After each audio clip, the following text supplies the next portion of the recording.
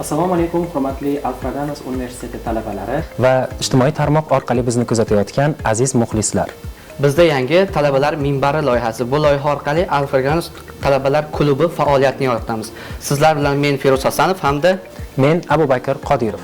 Loyihamizning birinchi soni mehmonlari Alfraganus universiteti talabalar o'zini o'zi boshqarish akademiyasi qoshida ochilgan klub rahbarlari bilan tanishamiz. Birinchi mehmonimiz Alfraganus universiteti qoshidagi klub rahbari O'rinova Feruza Fozilovna bo'ladilar. Assalomu alaykum.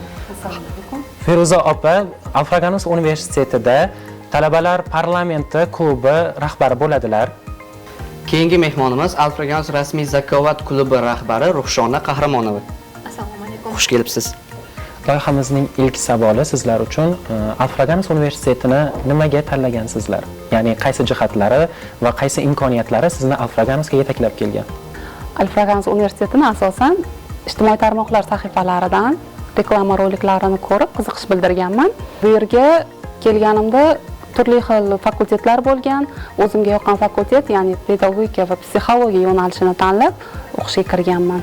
Hozirda 3-kurs talabasiman. Ajoyib.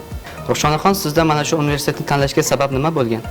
Men ham universitetni ijtimoiy tarmoqlar orqali kelib, ko'rib tanlaganman va tanlashimning asosiy maqsadi sifatli bilim olish va kelajakda muvaffaqiyatli kadr bo'lish.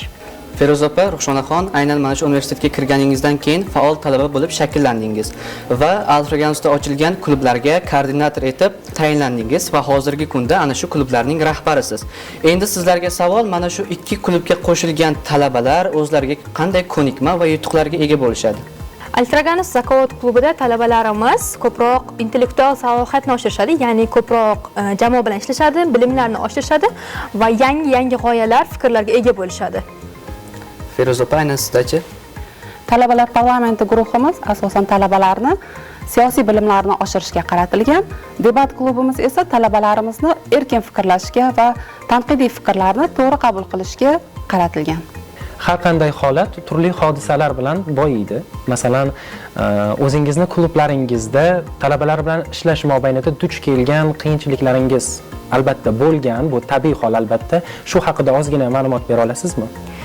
Klub faoliyati, ya'ni ishlash jarayonida bizda qiyin kechadigan vaziyat bu talabalar bilan ishlash, chunki har bir talabaning o'ziga yarasha fikri, o'ziga yarasha fe'l-atvori va o'ziga yarasha dunyoqarashi bor.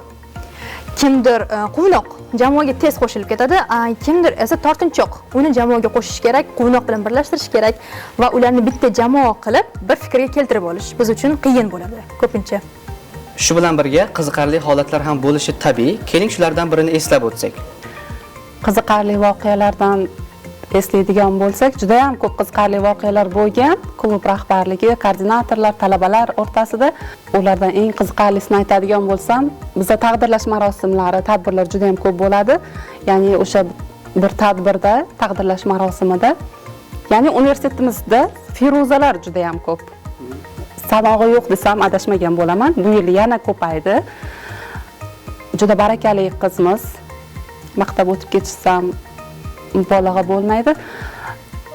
O'sha jarayonda taqdirlash marosimida Feruza deyilganda xursand bo'lib, o'zim kutilmagan holatda o'rnimdan turganman.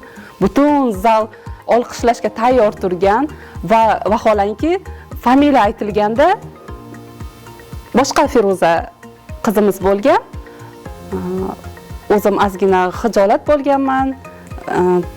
Va lekin oxirgi qatorlarda o'zimning ham familiyam eshitilgan va feruzalar ko'pligi mana shu joyda bizga juda ham qiziqarli desam adashmayman.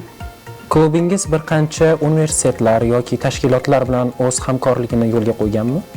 Ha, albatta, ko'plab universitetlar bilan biz hamkorlikni yo'lga qo'yganmiz. Ya'ni ular bizga mehmon jamoa sifatida kelishadi, intellektual o'yinlarimizga.